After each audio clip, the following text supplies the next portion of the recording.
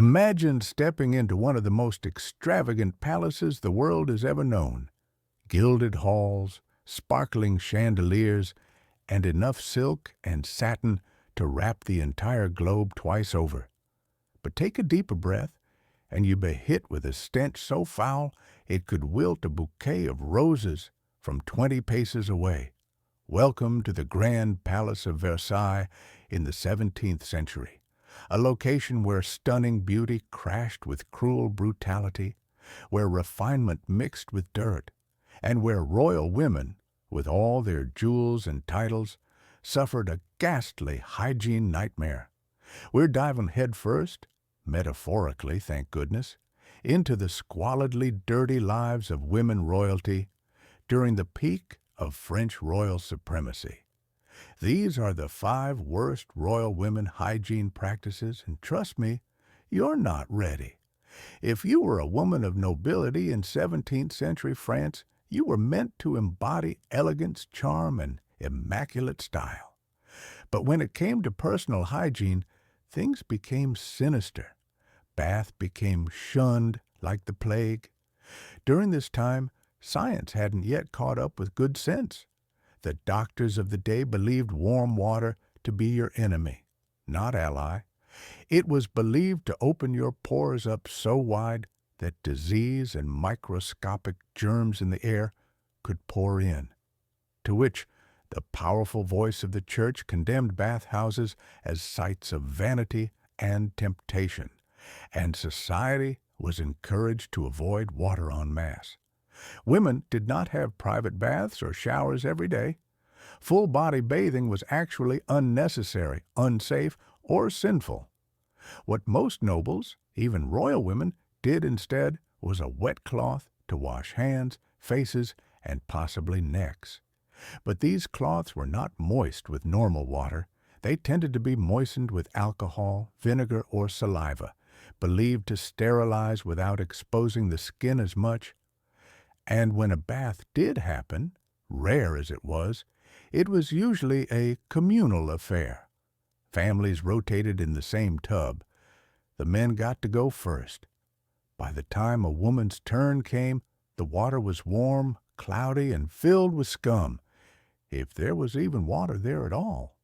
The impact on the palace? Let's just say the smelly odor didn't stay in the stables.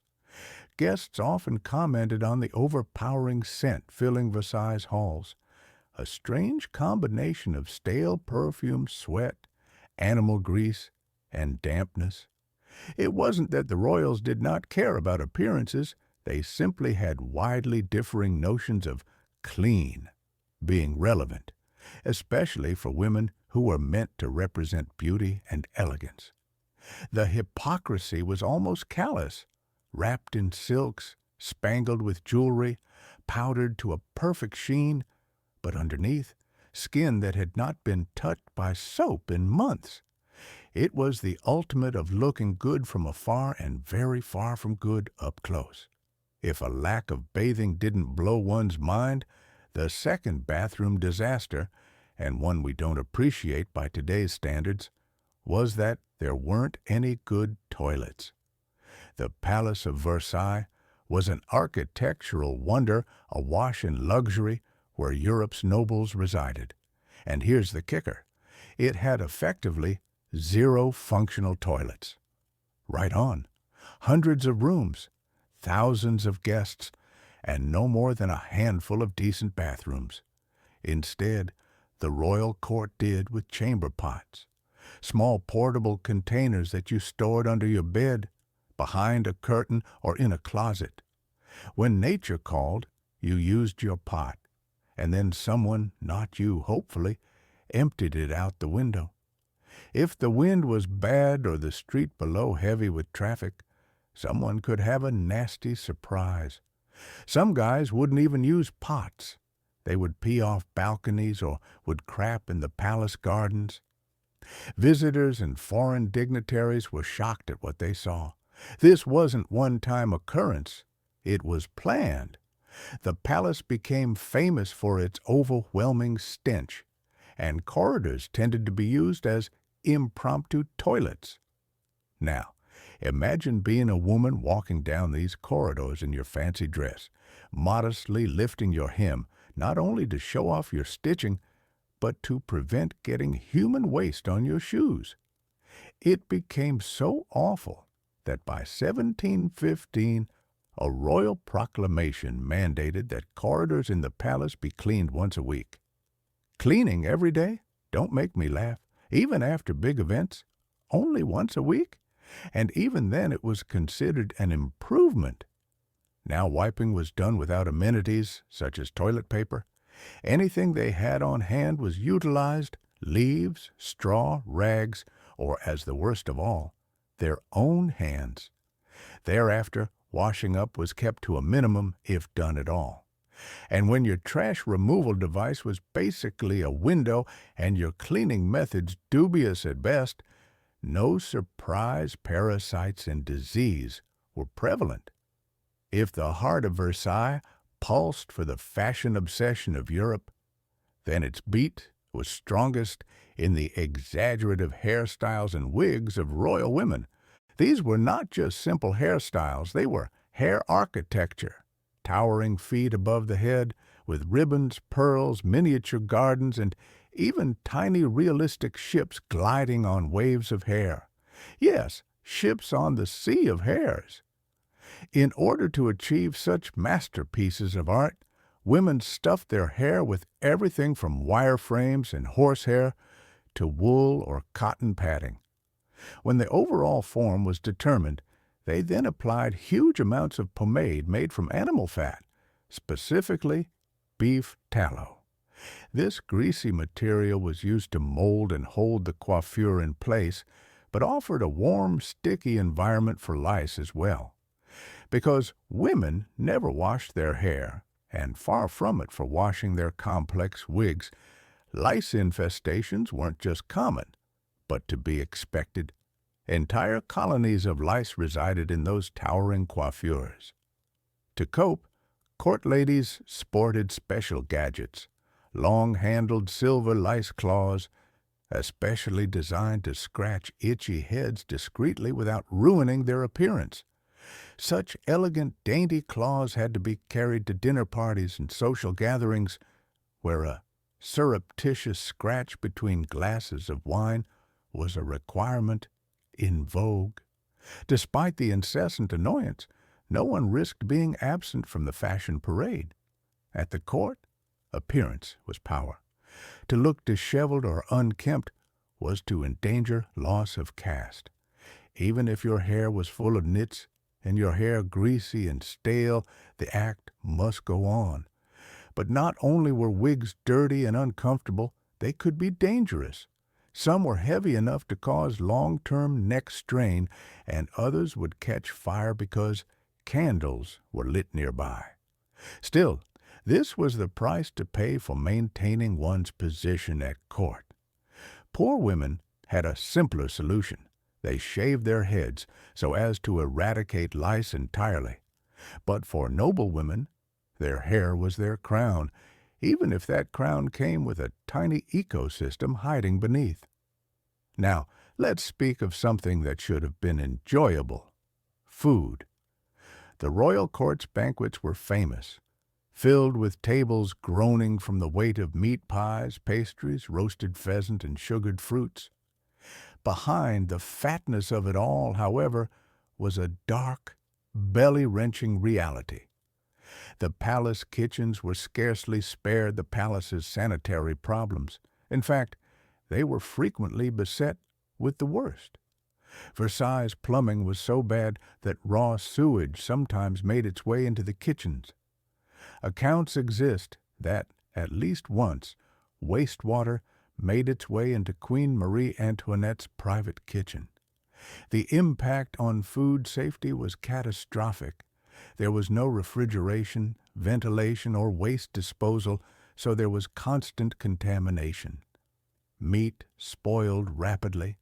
Fruits and vegetables were kept outside for days. Rodents and other vermin had free rein.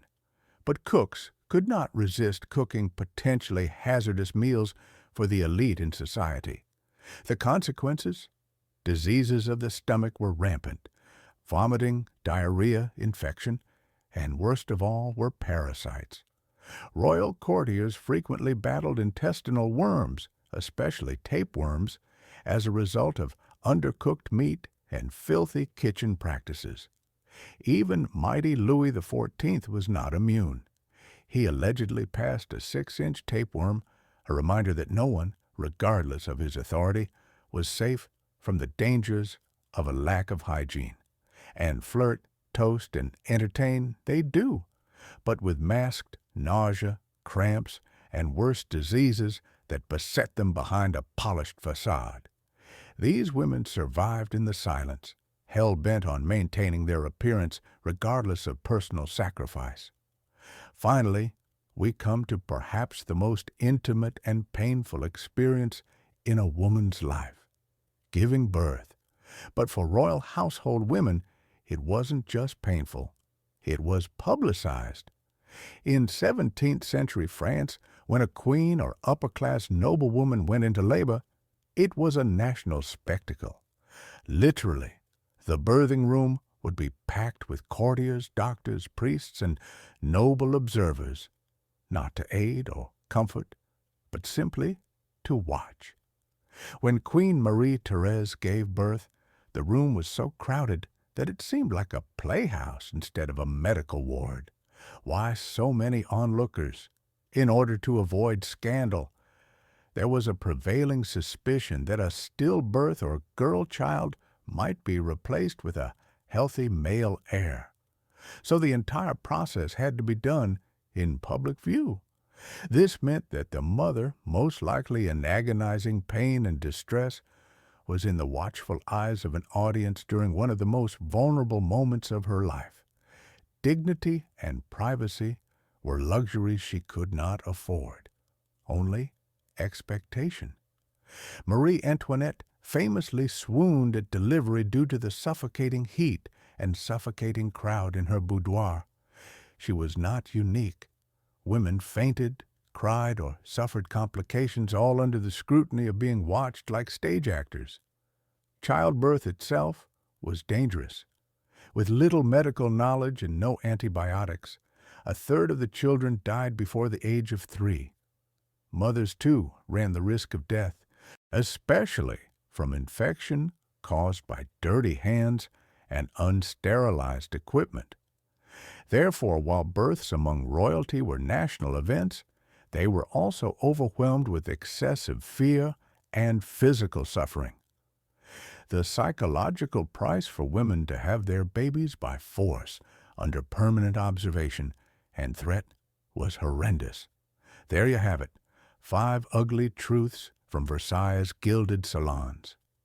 Beneath the beaded ball gowns, perfumed passageways, and diamond tiaras, royal women lived lives of discomfort, indignity, and perils that would make modern readers cringe.